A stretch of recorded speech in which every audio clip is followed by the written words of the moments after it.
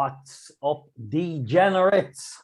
As we look ahead to a great weekend's action at Cheltenham, the November meeting, and an exciting time of the year, I have my regular guests on board. In-house guest, Mickey D, the man that threw his stats out the window to land his banker in the Breeders' Cup, and Joe Value, the man that puts out his tips, but the bookies seem to take his value first. How's things, Mickey?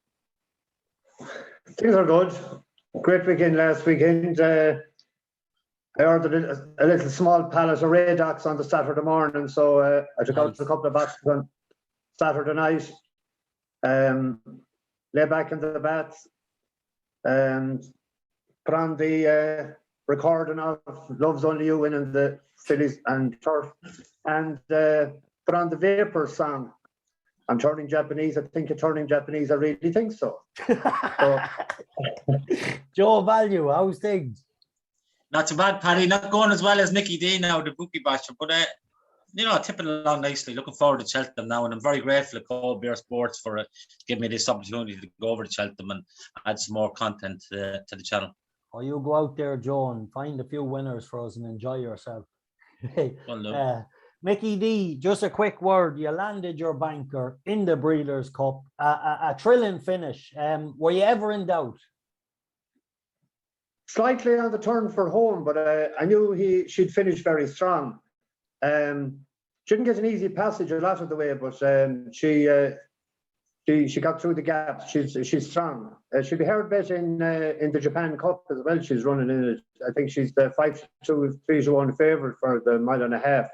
If she goes in that, she liked the ground, out of a deep impact. But just a bit of note, the €1 Euro Lucky 15, it was won by Storko Fete, and there was two winners on it and a non-runner, so there was a return of €28. The bookies, of course, the non-runner that didn't pay because it was anti-post was done on the Tuesday, would have been 57 otherwise. So I donated the €28 to her Focus Ireland, charity of her choice. Absolutely brilliant. Well done. It's a pity them bookies put her down as a non-runner or as a loser, and not. Yeah, it was done on the day before the race, but the day of the race it would have been €57 instead of the 28. That's what they do. Okay, lads, what a preview that was. The Breeders' Cup, 8 winners tipped up, a phenomenal weekend. But now, lads, we look ahead. And can we at least do half as good? No pressure. No pressure to follow up. So, Joe Value, I'm going to come to you. We won't talk about every race. I just want to ask you, all the degenerates want to know what's going to win on Friday. Have you any fancies, Joe, on Friday? I see the race. We kick it off with a conditional jockey's hurdle race. Yeah, no, I'm going to go with one of my main players for the first day in the 255, the cross-country event, a horse by the name of Diesel Dahlia. He won this race 2 years ago. He's with a trainer now, Richard Bandley, who I'm not totally familiar with, but he's a newish enough trainer to the ranks, I think. He got a great touch of a horse there. It's called Saint Palais at Worcester not that long ago. So he knows the time of day. I think he used to be a point-to-point rider, but he's getting these horses over from France and doing very good things with them. This Diesel Dahlia, as I say, he won this cross-country event 2 years ago, beating the horse that won it last year, Scudamore's horse. So, look, he's carrying 10 stone 2, and he's around 6-1, and I make him a very strong each-way bet. The horse is up the top of the handicap. They've been there, done that on flat tracks and that, or on the normal national hunt races, but not on the cross countries. It's a totally different discipline. This lad knows it inside out, this Diesel Dahlia, and I think he'll take loads of beating. He's around 6-1. Mickey D, Friday, Cheltenham. What do you think of that man's selection? He'll start speaking French if this one wins. Yeah, I actually was looking in the same race as the winner of the Grand National, Freewheeling Dylan. Interesting. He might bounce out in front there, and he might love that sort of an obstacle course in front of him. He won't be pestered for the lead like he was in regular handicap chases. He won the Grand National. He was 150-1. He was rated 137. He's gone up to 147. He's still only 9.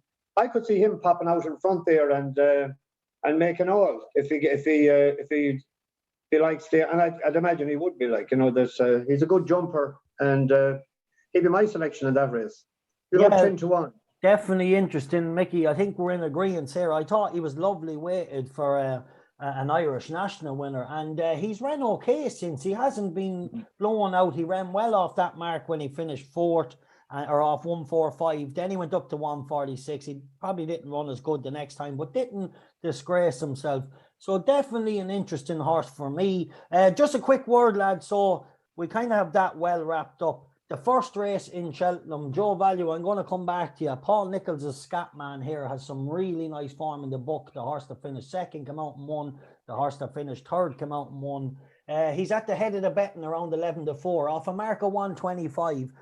Could this be the start of a good weekend for Paul Nicholls, or have you any selection in this race to beat him? Well, I wouldn't, I'm not saying he can't win, but I think it's a big task in a race like that. It's going to be totally alien to him. I think there's 20 runners there now. It's not as if he's tipping around Musselburgh or places like that where he only has one or two horses to beat. Now he has loads of decent horses to beat. And I'm not going to say, he's a lay and all this kind of crack, but I definitely wouldn't be touching him at around 3-1, 7-2. Mickey D, anything in the first race? I think it's the conditional jockey's handicap hurdle. This was won by 4 favourites in the last 7 years, 4 5-year-olds and 2 6-year-olds.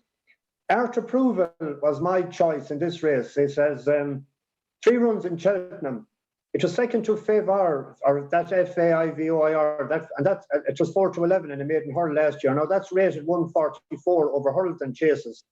And Art Approval then was 7th 12 months ago of 118 in Cheltenham, still only 4 years of age. They won an opposite hurling market racing by 7 lengths on heavy ground in January. Then won the City of Exeter hurl in Exeter and good to firm ground, raised at 118. It was 4th then first time out this year in that good handicap hurl won by Garger Dreams of 121. And good ground, it isn't a problem. 2 miles 3. I put a few pounds on that last night at 10-1. Now I think it's into 6s now. Yeah, it's been well backed, and Fergal O'Brien is flying, so definitely an interesting selection. For me, it was a kind of a race I didn't have a big opinion on. I thought the Scatman was interesting just because the horse he beat won well over fences yesterday, and then a horse that finished third a long way back was very strong in the market at Warwick last week and landed a bit of a plunge, so won well. So I'm thinking he probably beat 2 very much informed horses, and off 125 he could improve. But like I said, it's a race where he's at the head of the market. If he was a bigger price, you'd maybe fancy him a nice each way. I'll come back to you, Joe Value. Anything else? The next race on the card is a handicap chase over 2 mile. Anything standing out to you in that, or is there anything else on the card you think is worth a good bet? Yeah, just really quickly, this race, the second race on the card, the 145. I do like Moon over Germany as a horse. Like, he's a classy enough horse. It's like he's interesting now that he's having his first run for Robert Dickin. The ground will suit him perfectly. Look, you're taking his fitness on trust, but he's going to be a double figure price. And I might chance something small each way on him if I see a few quid from. But there is one horse I really fancy in the 4 o'clock at Cheltenham there, Shaskina, who is a sweet jumper. She's a strong traveller. She's got loads of good placed efforts. And I think last time at Hereford, she hit the front a mile too soon. If she can just, if Tom Scudamore just takes his time with her, I think she's a right good each way bet there, around 14-1, 16-1. I'll be pretty sweet on her now in the last race. Yeah, she's been solid enough in the market. I looked at her as well. Do you think, would the stiff nature of Cheltenham be again her?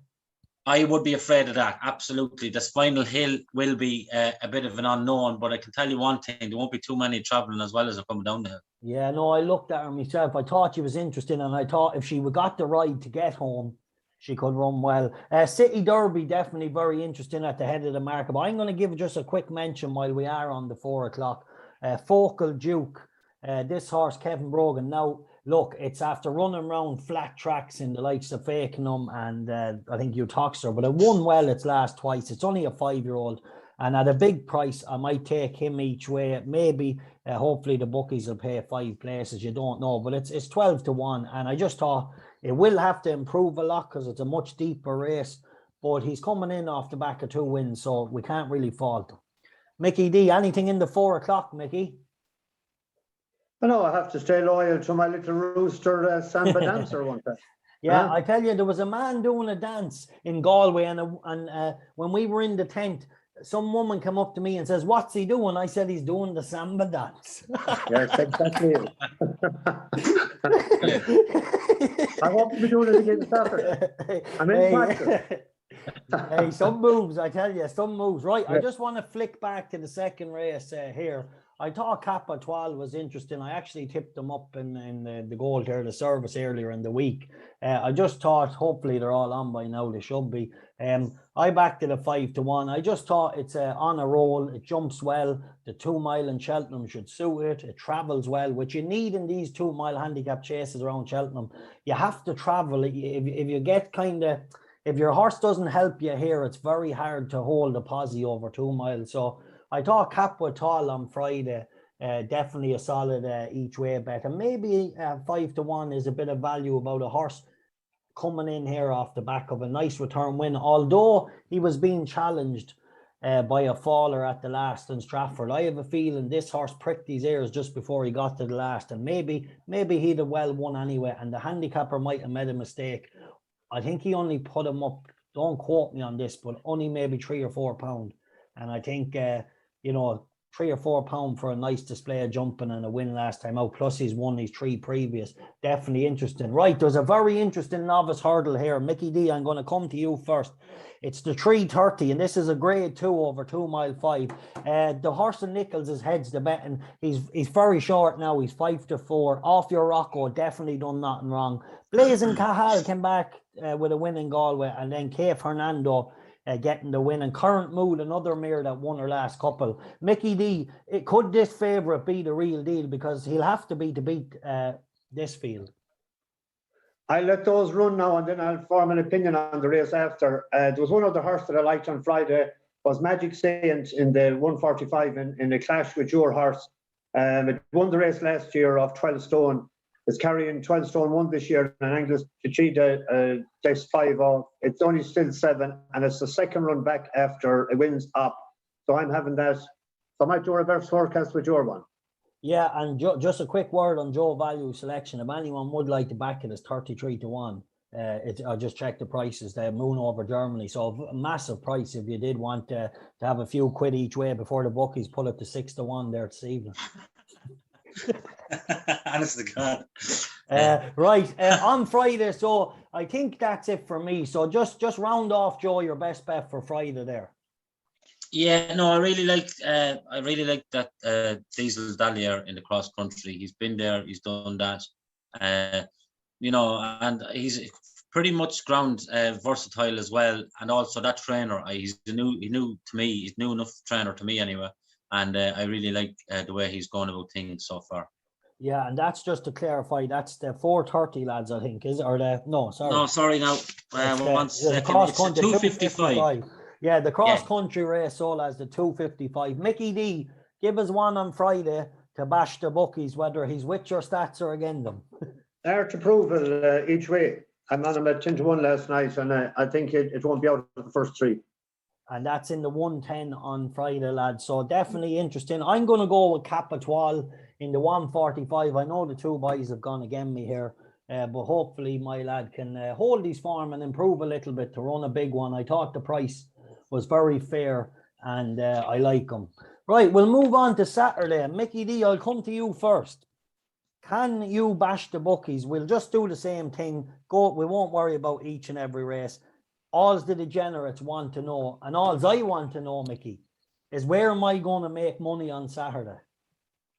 My nap at the weekend runs on Saturday. On your boy. Oh, no, right. Hey, you daisy. Cut her loose. In the 250, the listed hurdle 3 miles, 2 favourites in the last 10 years, 2 8-year-olds, including last year's winner on the blind side, carrying 11 stone 6. Prashima is my bet. It's very interesting. After her last run in the Grade 2 hurling Weatherbait, was second to Indefatigable.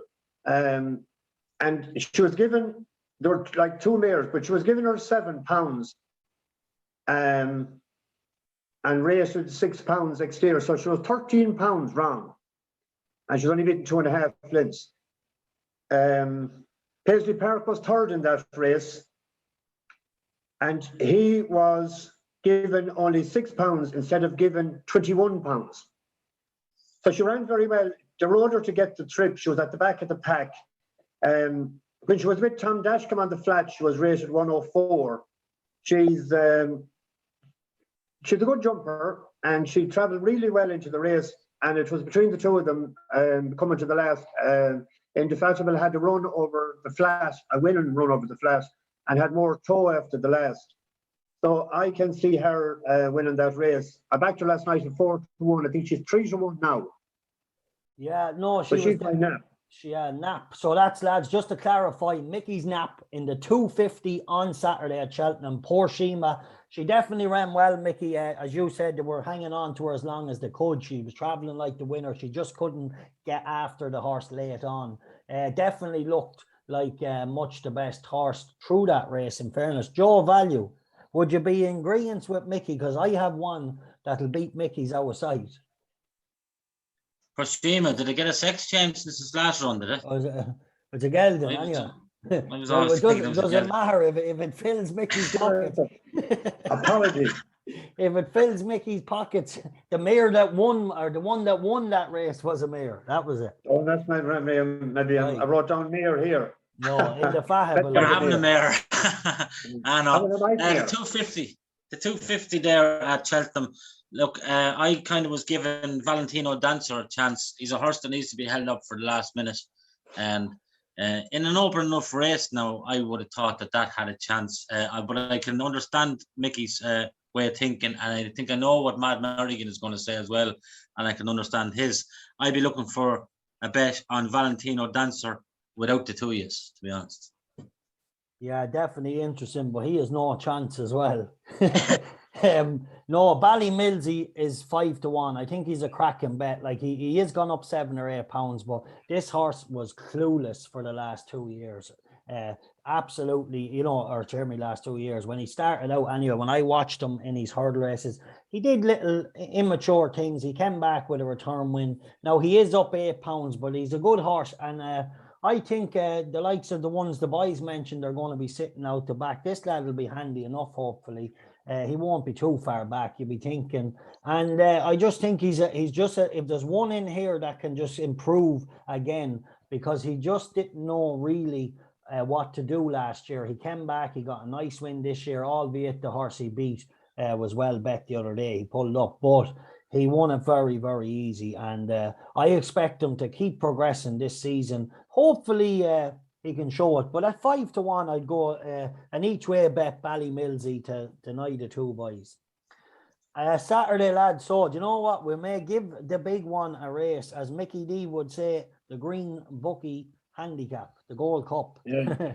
Mickey D, I'll come to you first, since you've often took money from the Green Bookie. Where does it lie here, Mickey? I see the Dan Skelton horse, Poetro tracked. I could never pronounce his name, but I got a nice touch off. Protectorate, yes, that's the favourite. There's no favourite since 2009, since Tranquil Sea won at Freddie O'Grady. Only 2 horses has carried over 11 stone to victory since 2008. Tarquin Desailles in 2016 and Alfaraf in 2012. They were carrying 11 stone 11 and 11 stone 8 respectively. 3 9-year-olds has won it in the last 5 years. So there's no real novice ones, although Alfaraf was a novice. I came down on one at the top of the market would be Al Dancer. It runs well fresh. First run for Sam Thomas. The Joy or Trisha Davis stays with them in the place. Runs well fresh. It was second 2 years ago at this meeting to put the kettle on. And it won last year at a novice chase.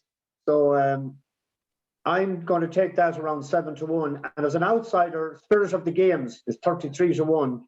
It was third in entry to Happy Go Lucky in a grade 3 last April. It was second in this last year to Cool Cody, rated 148. And it's down, I think, 4 pounds. And it has wind surgery, I think, as well. So the one at the top of the market would be Al Dancer, and in the Spirit of the Games as an outsider. I think they're paying 6 places, so plenty of shopping around there, plenty of prices. Joe Value, can you bash the green bookie in his own race? I think so, yeah. It's a horse that's going to be wearing green colours, funnily enough. Caribbean Boy, big grey horse, big, beautiful galloper. First time out last year, he absolutely destroyed Fiddler on the Roof, bitten before lengths and bet him handy. Then they went to Ascot, where he was totally unsuited, going that way around right-handed. And he still only finished 7 lengths behind Trestle Dasher, who ended up winning graded races before, unfortunately, meeting his end. But this Caribbean Boy, his form kind of tailed off last year, but I can just see this as a massive target now. Henderson will have him spot on. He's a fresh horse coming in. He's going left-handed, which he'll prefer. He's on good ground. And he did murder Fiddler on the Roof off 144. He's only £6 higher than that mark on 150 now. And I think he's a massive chance there as Caribbean Boy in the 215. Yeah, definitely a fine big horse. As you say, look, dynamite that day he won. I'm going to take a chance here on Lawler, and he's just a very, very decent horse. And just the angle that Paul Nicholls takes over the first time out, he's often looked very, very special first time out. But I think off this kind of mark, he should be okay. He ran in some really good races against the likes of St. Calvados and all them, and he carried some decent weights as well. So I'm just banking on, he is a 9-year-old. That goes with your stat, Mickey. Look, he's the kind of horse he could be first or last, if you know what I mean. But I think hopefully Paul Nicholls will have him cherry ripe, and he has really nice form at Cheltenham, and I think he'll take a bit of beating. I'll give one out, Tyler. I won't get too much. I'm just going to go with the top weight, Paint to Dream. He's only a 7-year-old. I seen Fergal O'Brien in an interview, and he gave a nice mention to the horse, and then the horse came out and he bolted in first time out. Now he is up the top of the handicap, but he could be progressive, and at 25-1, I'll take Paint to Dream each way, and I'll take Lawler against the field. The two of them each way against the field, and if they are paying 6 places, who knows? You could sneak in a couple. Saturday, Mickey D. An interesting horse for me. Oh, he's not running, I bet you know. Oh, no, he is. Right, the 325 on Saturday. Anything tickle your fancy here? This is I think it's an intermediate handicap hurdle over 2 mile 5. Yeah, 4 favourites in the last 10 years in that race. 4 5-year-olds, 5 6-year-olds, and 1 4-year-old. 7 winners carried between 10 stone 11 and 11 stone 3. So there's, around the 11 stone mark, 3 pounds either side seems to be the trend. Gower Road was 6th in Cheltenham in October. In that race, that Proshima was 5th. So you get a line on that form in the previous race to see how it works out. But it carries the 11 stone 10. So the Michael Duff for Ollie Murphy is interesting, but the 4-year-old Unexpected Party, isn't it? Is Unexpected Party. You must have an old connection in Skeltons now. You're at it now. That's another one. After Parshima, only your information that told you she was a mayor and everything.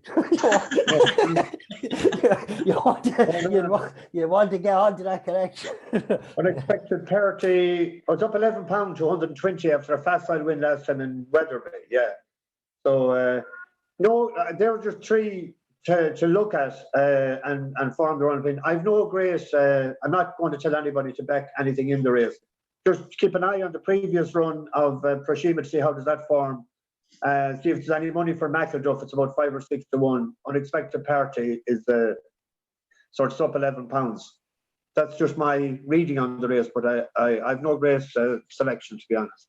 Joe Value, anything here tickle your fancy? I thought it was interesting enough Tony Martin came to this race over the other where he's won, the one we had a bit of luck with, Good Time Johnny. Yeah, he wins. Good Time Johnny wins. He's probably not too far off graded class, I think, and he's off a mark here of 125 and that. They did try him in the champion bumper at Cheltenham a couple of years ago, which would tell you what kind of esteem they held him in. He had his problems last year, and so did Tony Martin. He couldn't train a winner last year, but he can't train a loser at the minute now. And I think Good Time Johnny is really just about to show how good he is. And this 2 mile 5 round Cheltenham here on good ground should suit him perfectly. I think he'll take all of it. Just a quick word on the ground, Joe. You didn't hear. I see they're giving it good to soft at the minute. I think it would be important that it stays good for him to show his best. Yeah, I agree. Yeah. He's Good Time Johnny on good ground. He's Bad Time Johnny on bad ground. Yeah, exactly. Yeah. Look, we're both in agreement here. Myself and Joe really like this horse. He's a 6-year-old. He was a little, like when he finished 3rd or 4th in Listowel, he was still a little immature. And then the last day, as you say, he just was kind of coming to hand, just getting it together. And hopefully around here, he'll have a nice pace to aim at. And I think the stiff 2.5 is going to really show him to good effect. So is there a jockey book from yet? I see there's no jockey down there. Mackay came out of retirement, so we'll put him up. Peter Carberry, he rode him the last day, didn't he? Ah, lovely, yeah. Yeah, so he knows the horse well. He was an impressive winner. And he was an impressive horse in Listowel as well. He just kind of little green. I thought he ran well, and he's definitely a horse that looks to progress with each race. And if the ground stays good at 10-1, he seems a really nice value. I'm just going to touch on one other race here, lads, on Saturday. I don't know if you have any opinion in this, but it's the 105 on Saturday, and it's an amateur handicap over 3 mile 1, I think, or 3 mile 1. I'm just going to give a mention to this opposites attract. Now, I know he has top weight, and I've no betting in front of me. Have any a price for that race? No? No, there's no prices up there. No prices up. Look, if he was a nice price, I would tip him up each way. I think he's a horse that ran in some strong enough maidens or beginner chases and stuff. Kind of a nearly horse, if you will, running well without kind of getting it done. But I think he's only a 7-year-old. He has plenty of experience over fences. And in the 105 opposites attract, could put in a good show for the McLaughlin camp. Right, Mickey D, the bookie basher, your best bet for Saturday, please. Proshima, the value. Where are you getting 10-1 Good Time Johnny from? Paddy Power. Is he? Yeah. Fucking hell, that's on great the value. hour, Paddy Power. I must drive to the bookies in a minute and make them 6s. Tell you, I'm going to cut this very short now. Hey, lads. Hey, boys, will you finish up there? Oh, Jesus Christ. Here, wait till I ring the owl lad. See, he's in the bookies. Ring someone, boys, there. On the phone. He has to be the better 10-1. Yeah, but see, it is an intermediate handicap. We just need to look into that to make sure that, like, what is he up to 120? So just make sure that he's he's off one. Let's. You bet safe and all that, but I have my brains on this at 10-1. Yeah, each way. Look, yeah, takes everything out of it. So, Joe, value then. Good Time Johnny for you on Saturday. Yeah, please, yeah. Yeah, I like Good Time Johnny as well. And no, look, it's a decent enough race. Yeah, now he's no absolute penalty kick, but I mean, at 10-1, he's value. That's all.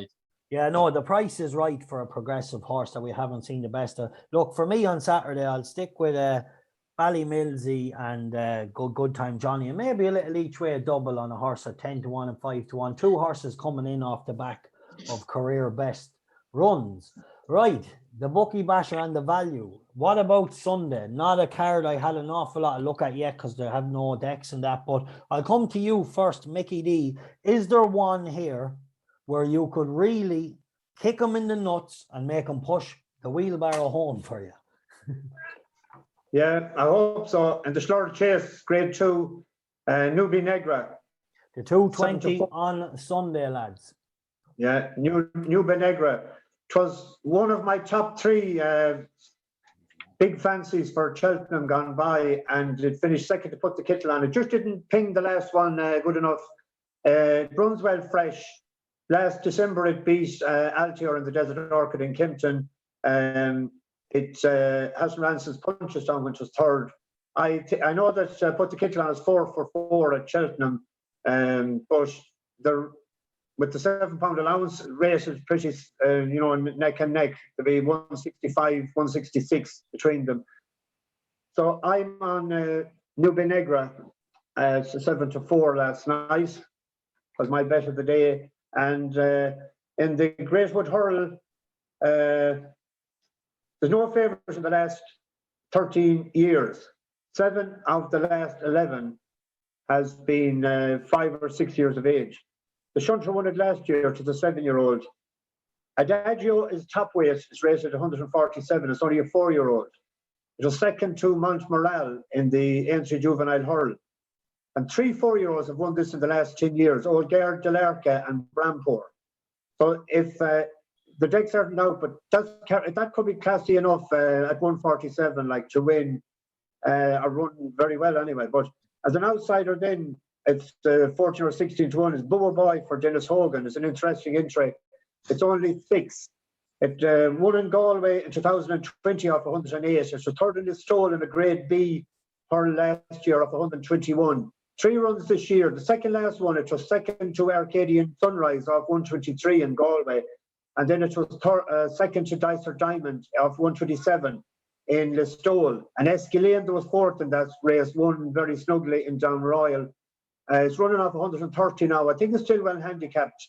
If I don't know if it's going to run or not, but if it doesn't run, you keep an eye on that horse for the future, wherever it runs. Boa Boy and Dagio and Nuba Negra. They're my selections for Sunday. The 145 is a grade 3. Tiger Roll is entered, so there'll be only about 7 in the handicap. If he runs, they'll be all out of the weights, out of the handicap. So I don't know, there's lots of them anyway. So yeah, it's interesting to come back here over the normal fences. Just a quick word on the Great Wood then when you were on it, Mickey. If Gary Moore's horse turns up, I backed this horse when he won in Fontwell the last day. Was a little free on the front end, but looked very nicely handicapped. He was very good, but I suppose it does favour around Fontwell sometimes when you go to the front and you get a bit of a lead. A lot of horses can do that, racing wide on soft. But I thought he's a 4-year-old I'd like each way. Bua Boy, I was on him the last day, Mickey. He ran well behind Dicer Diamond. Definitely a progressive horse and has some upside. And the trainer just seems to get fucking them to win anywhere. So he's definitely a horse where whether he's the one that can win it or not, he'll be bang there, I'd say, if he does run. So I like him and the Gary Moore horse. Just a quick word on the chase then, Mickey. You like Nuba Negra. I think Put the Kettle On is definitely going to be hard to beat because she was ready to run there in Gorham Park a couple of weeks ago. They took her out because of the ground at the last minute. And rightly so. I think... she like you're the stats man. If you open your stat book, she'll have 4 from 4 beside her in Cheltenham, getting £7 off a horse that was. I did say that already. Yeah, no, but for me was exposed in Ireland when he came to Ireland. I thought he was lightly raced. He was the freshest horse that year. He'd only a couple of starts. He came in then. He came in the back end, and I just, as I was saying to you this morning, Joe, or whenever, I thought he looked a bit exposed last year. But however, a small field scenario, he's very tactically fast and is always a threat, no doubt about it. So for me on the Sunday, I'm going to just stick with the Gary Moore horse. Hopefully he runs in the Great Wood. Joe, Natural History, is that the name of it? 1 second, I'll just check it. He won well in I think it's Natural Histories, that's the name of him, yeah. He won well in Fontwell the last day. He was nicely back. No, it's Haddock Stedzabo. Oh, sorry, I beg your pardon. He won very nicely. He made all. He was a little keen, but he jumped well on the whole and was pretty impressive. One other horse, though, to wrap it up for myself. I thought Washington pulled very hard. This is in the 330. He comes up against I Like to Move it. A horse Joe actually was sweet on the last day when he won in Cheltenham. But I thought Washington looked a horse of serious potential, albeit must settle better. That's in the 330 for me. So I'll just go with Put the Kettle On. I'll go with the Gary Moore horse in the Great Wood, Haddock Stedzabo, and I'll go with Washington in the 330 on Sunday. Hopefully they run. You don't know if they're all on. You asked me what do I fancy. Yeah. Sunday. Okay. Yeah, give us a few for Sunday. If you don't mind, like if you have one winner for us, we'll take it. I would be in agreement with Mickey D there if the ground stays fairly right with Nuba Negra. I think he just outpaced the mare. I like 2 in the Great Wood Hurdle, a horse at a huge price, Roland Ward. He ran a sneaky good race the last time at Chepstow, I thought. Got trouble in running, and you can barely see that if you watch the replay. The camera just changed at the wrong time, but he got knocked sideways at one stage, and still I thought loomed up there about 2 furlongs out and with a bit of a chance, but got a bit tired, understandably. So he's a classy enough horse, and he's on the right side of the weights here. He's 33-1, and if they're paying 45, 46, I think Roland Ward is worth a small few quid. Also the 330 there, I like to move it. I'm not going to oppose him now. He done me a good turn the last day, and the Twiston Davis is absolutely loving it. I think he's pretty much a machine. I know they do talk up the horses, but this lad looked very good all through his career, really. Definitely the last time he was very impressive, and it'll take a very good one to be.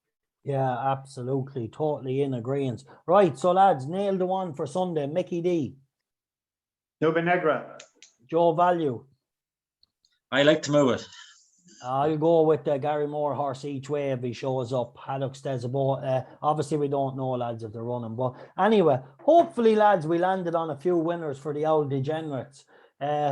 Mickey D, we gave our best bet of each day. Give us your banker of the weekend. So the one that out of the whole meeting you think will kick the green bucky and the rest of them in the nuts. My biggest bet is on Nube Negra last night, so that would be, whatever my biggest bet would be my strongest fancy, and that would be my strongest fancy. Joe Value. Yeah, look, I'm going to go with Caribbean Boy there in the Paddy Power. I'm hoping look, he's not ground dependable. He's ground versatile, no problem, and he's also tactically versatile as well. So I think he's a massive chance there, about 10-1 or whatever. Yeah, look, I'm going to go with the horse I put out on the service earlier in the week. I think Cap Etoile. Hopefully all the followers are on by now, but I'm sure they are. I just think he's progressive, and coming in, winning a few races, never a bad thing when you're showing up at Cheltenham. Jumps well, travels well, and I thought at 5-1 he's a cracking bit of value. So a solid each way bet, and definitely interesting for me. But hopefully we touched on some winners, lads. And hopefully Joe Value's heading over to Cheltenham. If you're there, come up, buy him a pint, or he might buy you a pint. I don't know. Depends how the results go. Whoever's winning is first to the bar. Right, lads, we'll wrap it up. As always, thanks for watching Colbert Sports.